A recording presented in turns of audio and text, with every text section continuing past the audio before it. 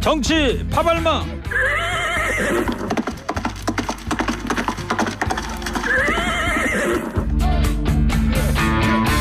딸그닥 정치 파발마 두 분 힘들게 먼 걸음 했습니다. 먼저 지치지 않는 땡볼 봉보로봉봉. 봉봉봉. 난 이제 지쳤어요 땡. 봉침은 지치지 않습니다. 최진봉 성공회대 교수입니다. 네, 안녕하세요. 최진봉입니다. 두 번째 파발마입니다. 봉침보다 나는 만두가 좋다. 평론계 올드보이. 누구냐 너? 안녕하십니까, 최수영입니다. 예, 어서 들어오십시오. 자, 봉침하고 만두 많이들 갖고 오셨죠? 예. 자, 청취자 여러분, 내일 윤석열 정부 취임 1주년입니다. 그래서 오늘은요, 지난 1년 윤석열 정부가 잘한 것과 못한 것을 주제로 문자를 받도록 하겠습니다. 여러분들 자유롭게 문자 보내주시고요. 나중에 한 두 분 정도 추첨해서 작은 선물도 보내드리도록 하겠습니다. 지금 첫 번째 얘기인데요. 이 김남국 의원 코인 얘기가 정가를 뜨겁게 달구고 있어요.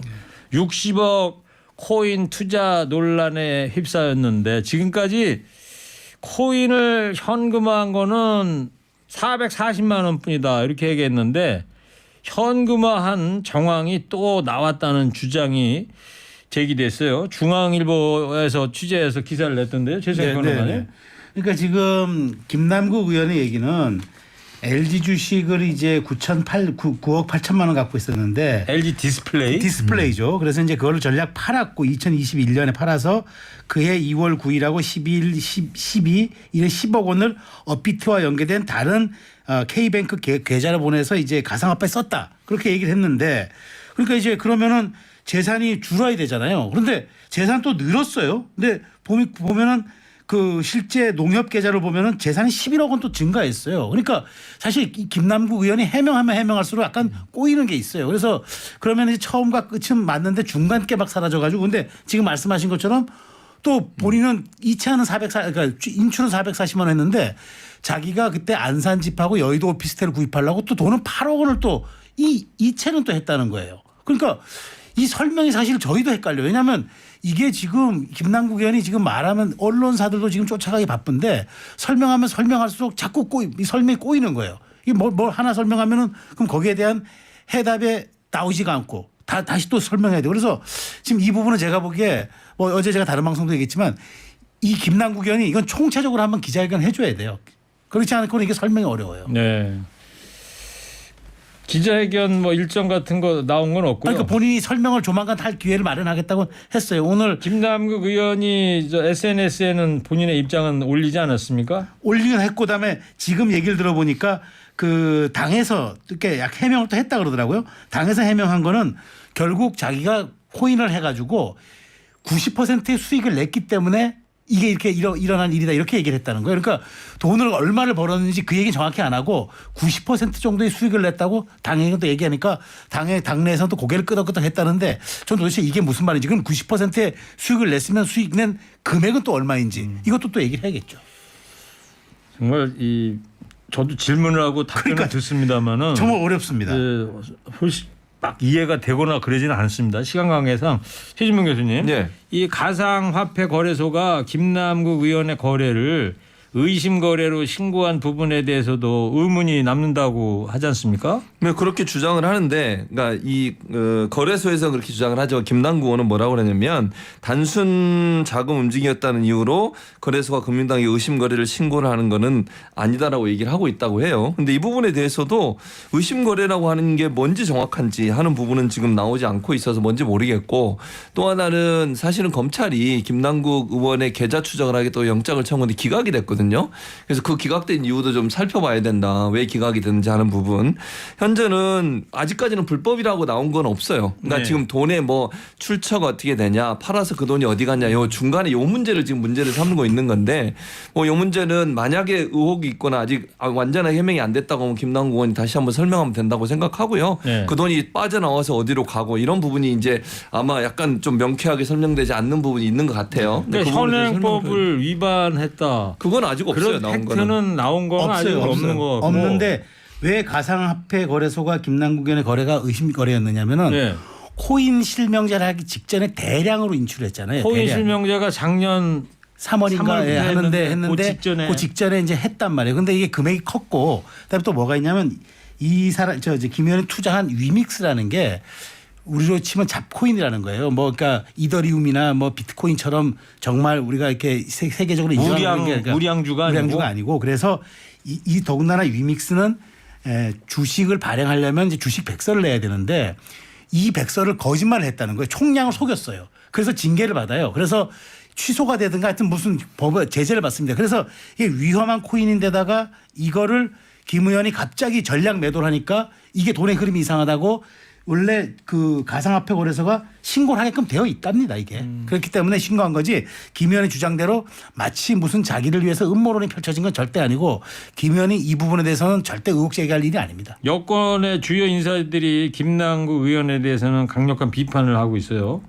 그러니까 장해찬 최고 같은 경우에는 그럼 주식 매도 대금 9억 4천만 원을 가상화폐에 투자했다고 본인이 얘기하는데 그럼 늘어난 9억 6천만 원은 도대체 어디서 나왔냐? 그러면 재산 신고 시기마다 가상화폐를 해서 현금으로 인출해서 그러면 9억을 채웠느냐? 왜냐하면 이게 설명이 안 되는 돈이니까 그렇게 비판하고 있고 그다음에 홍준표 대구시장 같은 경우는 아니 정치하러 뽑아놨더니 투기하냐고 이게 청년 정신이 아니다 이렇게 비판하는데 저는 국민 정서와도 동떨어지지 않은 비판이라고 생각합니다. 네. 그러니까 실정법보다는 위반은 아니죠. 아니더라도 국민정서법이라고 하는 그리고 사실은 그런 부분이 예. 자 최진봉 교수님, 네. 김남국 의원 입장 지금까지 나온 건 어떤 거예요? 지금까지 나온 거는 이제 본인이 이제 뭐 검소하게 살았다 이 얘기를 해요. 그럼 실제 뭐 검소하게 산 건 맞고요. 저도 뭐 옆에서 오랫동안 지켜봤기 때문에 김남국 의원이 의원되기 전부터 이제 방송을 같이 했었잖아요, 저랑. 예. 그래서 이제 본인은 그렇게 전략해서 모은 돈이 9억 얼마고 그걸 이제 투자했다고 얘기하는 것 같아요. 그리고 변호사였잖아요. 그러니까 변호사 업무도 또 했겠죠. 그러니까 본인이 생계를 위해서 열심히 일해서 모은 돈이 있어서 그걸로 투자했다면 그건 전혀 문제가 안 되는 거죠. 그게 무슨 뭐 불법적으로 자금을 모금하거나 이런 게 아니잖아요. 그러니까 지금 상황에서는 뭐 투자를 왜 그렇게 많은 돈을 했어 이렇게 얘기하는 건 말이 안 된다고 생각해요. 그러니까 논란이 되려면 그 자기가 갖고 있는 권한을 이용해서 뭐 남들이 모르는 정보를 알게 된다거나 아니면 이해관계가 충돌될 수 있는 영역에서 본인이 뭐 본인의 권한을 이용했거나 이러면 문제가 될 수 있겠죠. 그러니까 본인이 열심히 돈 모아서 제가 알기로도 오랫동안 그 아주 오래된 차를 타고 다녔어요. 그 거의 뭐 부서지기 직전의 차를 그리고 양복이나 넥타이도 거의 한 벌, 두 벌 가지고 계속 갈아입고 다녔거든요. 그래서 제가 방송할 때도 저 옆에 있을 때 저는 개인적으로 알고 있는데 어쨌든 이제 본인은 그렇게 주장을 하는 거예요. 그렇게 모은 돈으로 투자한 건데 이게 왜 이 돈으로 투자한 게 뭐가 문제냐. 위법한 게 없다 주장을 하고 있는 거죠. 그런데 저도 사실 뭐 저도 김 의원하고 종편에서 저도 한 1년 방송 같이 했어요. 그래서 저도 뭐 개인적으로는 김 의원 잘 아는데 뭐 개인적인 걸 떠나서 저는 이건 사실 지금 이해 충돌이 없다고 얘기하고 있는데 사실 이해 충돌 소지도 있어요. 왜냐하면 사실 코인에 대해서는 많은 사람들이 대중적인 분들이 정보를 갖고 있지 않아요. 그런데 국회의원들은 정보 권한이 있어요. 게다가 2021년 가상자산 과세 유예 법안을 만들잖아요. 이거는 이제 김 의원이 주도한 건데 실제로 그때 청년들이 많이 이걸 해달라고 요구는 했어요. 그런데 본인이 민주당 의원 9명과 공동 발의했는데 이걸 어쨌든 본인이 본회의 때 나중에 찬성도 해줬어요. 그런데 본인이 여기에 대해서 어쨌든 최고점을 찍었을 때 60억 가까운 돈을 갖고 있었다면 이건 명백히 이해 충돌의 소지가 있는 거죠. 그래서 국민권익위원회가 들여다보겠다고 지금 얘기를 하는 겁니다. 아니, 근데 그러니까 네. 그 60억도 최고점에 있을 때 다니고 그것도 예를 들어서 이게 의원이 되고 나서 그걸 했는지 안 했는지 아직 모르겠어요. 정확한 거는. 두 번째는 지금 말씀하신 것처럼 기본적으로 그 법안이 통과될 때만 해도 그 당시에 지금 국민의힘 전신의 의원들도 다 동의하고 그랬던 부분이에요. 그러니까, 왜냐하면 청년들이 워낙 이 문제 가지고 논란이 많았고 젊은이들 대상으로 해서 국민의힘이 그때 어필을 하고 있는 상황이었기 때문에 그때 당시에 찬성표를 던졌다고 해서 이게 이해충돌의 의미가 있다 이렇게 단정적으로 얘기하기 어렵다는 거예요. 그렇죠. 그런데 실제로 우리가 본인이 재산 신고를 지금 작년 기준 15억을 했는데 어쨌든 고점에 갖고 있었다는 60억 원이면 재산의 4배입니다. 본인 재산의 4배를 갖고 있었던 그 코인을 갖고 있던 사람이 그런 것에 대해서 양도세를 면제하자고 얘기하는 그 법안의 발의를 본인도 공동으로 했다는 건 이거는 그냥 단순히 표를 한 표 던진 걸 넘어서 이해 충돌의 소지가 있는 거죠. 그러니까 그건 아까도 얘기했지만 이게 만약에 다 반대하는데 몇 명이 정말로 그 반대를 무릅쓰고도 법안을 발의하고 그래서 통과시켰다면 문제가 될 수 있지만 그 당시에 분위기 자체가 예를 들면 이 국회의원들 입장에서는 여론이나 이런 걸 신경 쓸 수밖에 없고 지지율을 신경 쓸 수밖에 없는 거잖아요. 거잖아요. 젊은 세대들이 그걸 원했고 그래서 전체적으로 여야가 별 이견 없이 이 문제를 통과시켰던 거예요. 그러니까 발의를 했으니까 이해충돌이 있다고 단정적으로 얘기하기보다는 그 당시에 그 법이 통과될 수밖에 없었던 어떤 사회적 분위기와 상황도 고려를 해야 된다는 거예요. 그것도 있었다는 얘기예요. 그런데 본인이 얘기하는 것처럼 마치 이게 무슨 뭐 노인을 부양하는데 그 간병비에 대해서 폭넓게 하니까 국회의원이 그런 아버지를 두고 있다는 걸로 그럼 그것도 이해 충돌이다라고 얘기하는데 그런 건 궤변이라는 거니까 그렇게 굉장히 불특정 다수와 관련된 건 아니고 이게 불특정 다수입니까? 그건 아니라고 난 봐요. 네.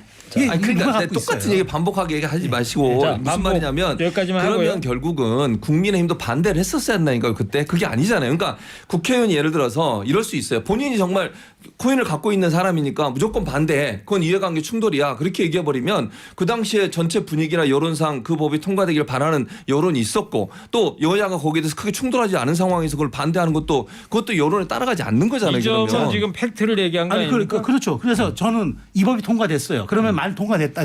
통과가 유예하는 게 안 되고 바로 그때부터 과세가 있어요. 그럼 22% 과세를 해야 되거든요. 김 의원 같은 경우에는 60억 고점이라 그러면은 자그마치 20억이 날아가는 거예요. 그럼 이걸 어떻게 해석해야 되냐? 이건 이게 불특정 다수에 속하느냐? 아니 그러면 좋아요. 지금 그러니까, 얘기하는 것처럼 하면 지금 국회의원 중에 코인을 갖고 있는 사람이 있을 거예요. 아직 이제 그래, 난 전수조사 해야 된다고 그래, 보는 거예요. 전수조사 해야 되겠죠. 그러니까요. 그래서 네. 그거를 단정적으로 그냥 이게 이해관계 충돌이고 본인의 이익을 위해서만 그 법을 통과했다고 얘기할 상황이 아니라는 또 얘기를 하는 아니라고 거예요. 할 수 근거는 또 아니 뭡니까? 그러니까 아니라고 자, 얘기하는 건 그 당시 사회적 분위기와 그 여기까지 당시에 하겠습니다. 국민의힘의 네. 전신도 동의했다는 걸 얘기하는 분위기 거예요. 편승했다면요. 아니 분위기 분위기 편승이 편승했다면. 아니라니까 그 여론을 코인을 갖고 반영해서 있었으니까. 법을 통과시키는 거고 그 법에 대해서 만약에 대부분이 반대했는데 본인만 나서가지고 찬성하겠다고 나섰으면 그건 문제가 될 수 있죠. 근데 전체적으로 국회 여론 자체가 그렇게 가기로 형성돼 있었고 그렇게 통과된 법안에 대해서 그 사람 개인 이익을 위해서만 했다고 얘기할 수 있냐는 근데 거예요. 그걸 본인이 편승했다면 어떡할 거예요? 그러니까 뭐 편승을 해요? 그 분위기에 편승해서 내가 그만큼 코인을 갖고 있어서 이 법에 대해서 공동 발의했다. 그것도 사실이 아니라고 단정할 그것도 뭐가 있습니까? 자, 그러니까 여기까지 그건 할게요. 사실이 자, 아니라는 자, 걸 단정할 수 없기 때문에 그런 거잖아요. 단정적으로 얘기하면 안 된다는 오늘은, 것이고 네, 자, 그리고 본인이 여기까지 그러면 듣고요. 코인을 갖고 있는 사람 다 반대를 해야 돼요. 그 상황이라면. 끝이 없습니다. 지금 쭉 가면은 끝이 없으니까 여기까지만 할게요. 두 분 좀 시켜주시고 자 청취자 여러분 오늘 윤석열 정부 1년 동안 잘한 것과 잘못한 것 자유롭게 의견 보내주고 계신데요. 몇 분 소개합니다. 다른 건 몰라도 연금 개혁 아젠다를 수면 위로 꺼낸 부분은 잘했다고 생각을 합니다. 정치적인 유불리 때문에 미뤄둘 수 없는 문제니까요. 다만 외교만큼은 낙제점이에요. 매번 논란이 일어나다 보니 좋은 평가를 할 수가 없습니다. 다른 분은 이 정부는 정치는 불협화음과 사찰만 늘어나고 외교는 불통, 군사는 강공, 경제는 바닥, 국민 의견은 무시. 외교 쇼만 있고 성과는 없이 퍼주기만 하고 노동자 서민들한테는 독재다. 이런 문자도 보내주셨습니다. 여당 떠나서 모든 정치인과 공직자에게 가장 필요한 최고의 덕목은 정직이다. 참외밭에서 신발끈 고쳐매지 않고 오얏 나무 밑에서 관을 바로잡지 않는다. 오해를 살 만한 행동은 처음부터 삼가했어야죠. 네. 아마 이 김남국 의원 코인과 관련된 문자를 보내신 것 같아요. 또 한 분은 코인 거래에 위험하지 않은 거래가 어디 있나요? 주식 거래도 위험을 안고 투자하는 겁니다. 자, 김남국 의원 코인 얘기로 시간이 많이 잡아먹었습니다. 오늘따라 두 분 너무 치열하게. 예. 웬만하면 약간씩 져주는 그런 것도 좋을 것 같아요. 예. 자. 윤석열 대통령이 이제 오늘 화요일이니까 네. 국무회의 하지 않습니까? 예, 취임 1년 동안 성과를 이제 자평을 했는데 네. 자 먼저 윤석열 대통령의 육성 오늘 국무회의에서 했었던 발언 잠깐 들어보겠습니다. 불과 얼마 전까지만 해도 상상할 수 없었던 일들이 지금 한일 간에 이루어지고 있습니다. 1년 전 이맘때를 생각하면 외교 안보만큼 큰 변화가 이루어진 분야도 없습니다. 무너진 시스템을 회복하고 체감할 만한 성과를 이루기에는 시간이 필요합니다. 거야 입법에 가로막혀 필요한 제도를 정비하기 어려웠던 점도 솔직히 있습니다. 네, 지금 들으셨습니다만 상상할 수 없는 일이 빠르게 일어나고 있다. 정말 그래요. 상상할 수 없는 일들이 매우 빠르게 막 눈앞에 지나가고는 있는데 이게 맞는 건가? 이대로 가면 되는 건가? 나중에 우리 국익에 위반되지는 건 없을까? 뭐 이런 생각이 드는데 최생표는 어떻게 들으셨어요?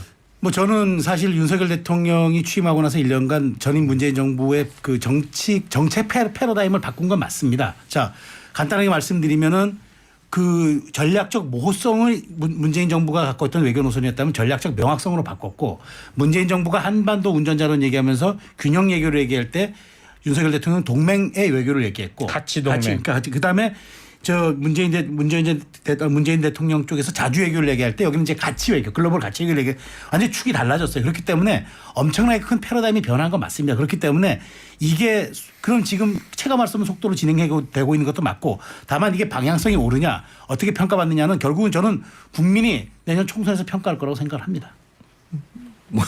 그러니까 애매하게 뒤에 얘기.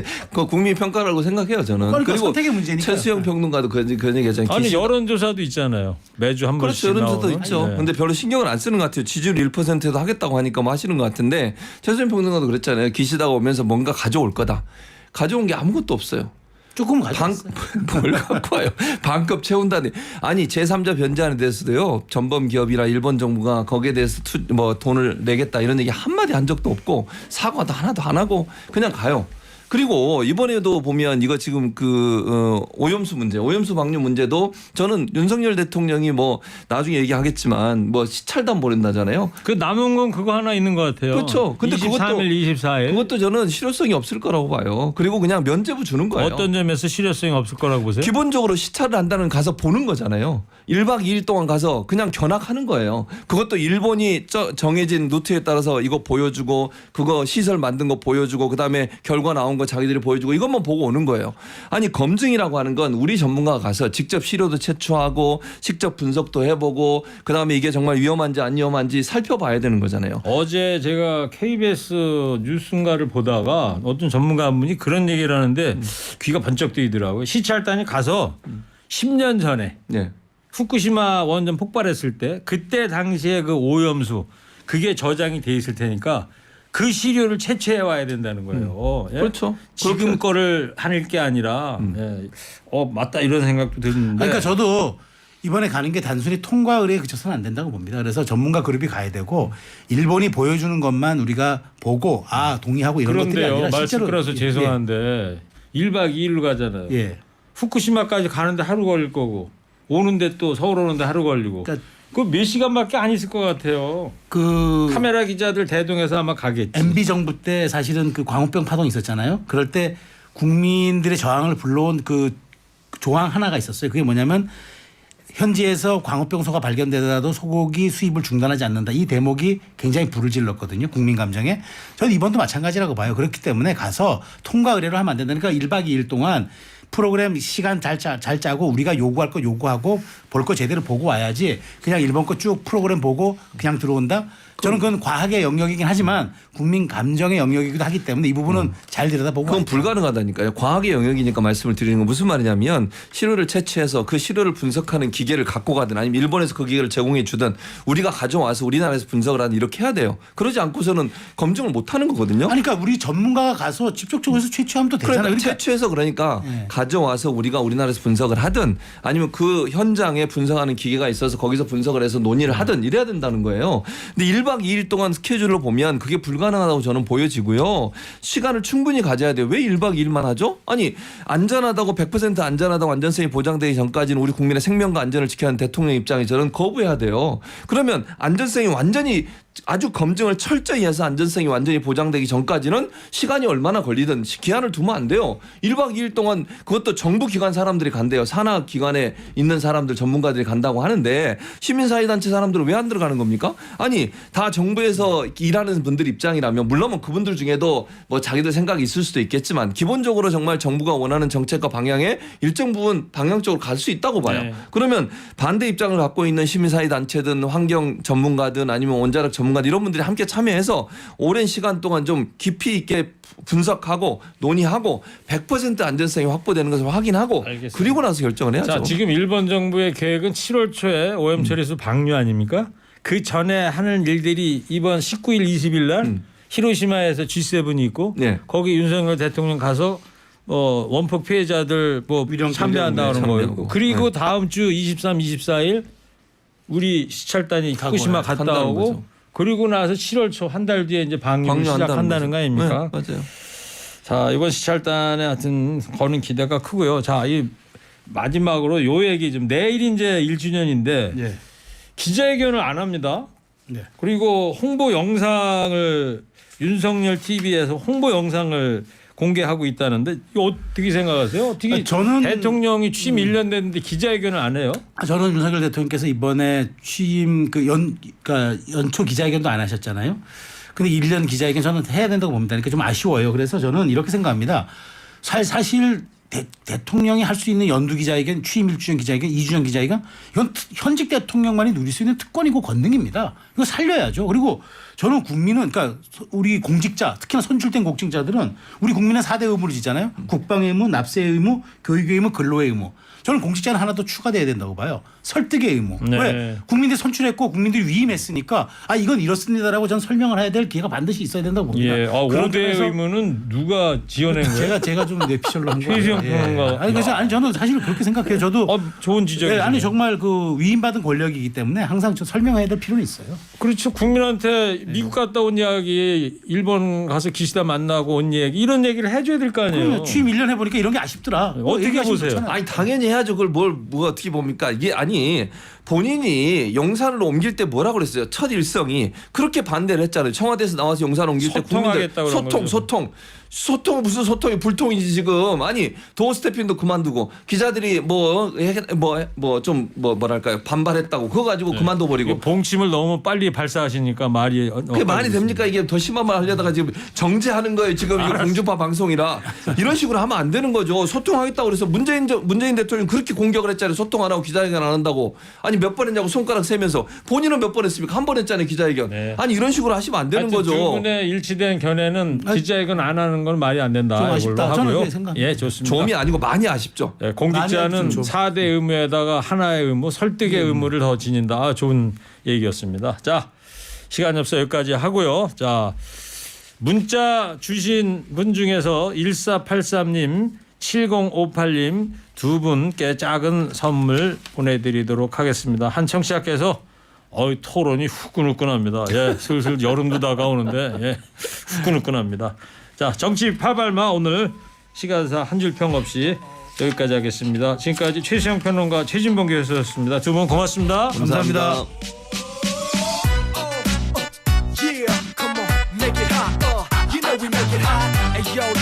노래도 뜨거운데요. 원타임 핫 뜨거. 두 분이 토론이 뜨거워서 골랐답니다. 자, 수고들 하셨어요. 일단 우리 음악에 반해 노래고 랩이고 제대로 할래 원한다면 언제든지 말해 고개를 흔들어 박자에 맞게 더 이상 뭘 더 바래 다들 아시다시피 우리 음악은 핫뜨거 뜨거 핫뜨거 뜨거 핫 엉덩이에 살짝 걸친 청바지 목걸이 길게 배꼽까지 모자는 삐뚤어지게 좀 크게 내 신발은 항상 깨끗하지 애프로 콘로 때론 빡빡이 두렉 두 번 난 힙합 날라리 내 스타일은 머리부터 발끝까지 핫뜨거 뜨거 핫뜨거 뜨거 핫뜨거 뜨거 핫뜨거 뜨거 핫 쉬지 않고 뛰는 내 심장이 핫뜨거 뜨거 핫뜨거 뜨거 핫 불타오르는 나의 젊음이 핫뜨거 뜨거 핫뜨거 뜨거 핫 여기 내 손에 쥐고 있는 MRC 핫뜨거 뜨거 핫뜨거 뜨거 핫뜨거 뜨거 핫뜨거 뜨거 핫 수많은 아름다운 아가씨 그녀들에게 오늘도 반하지 몸매는 팔자 그 코는 가짜 상관없어 예전보다 낫다 이 세상 그 어디 아무리 가도 미모는 한국 여자가 최고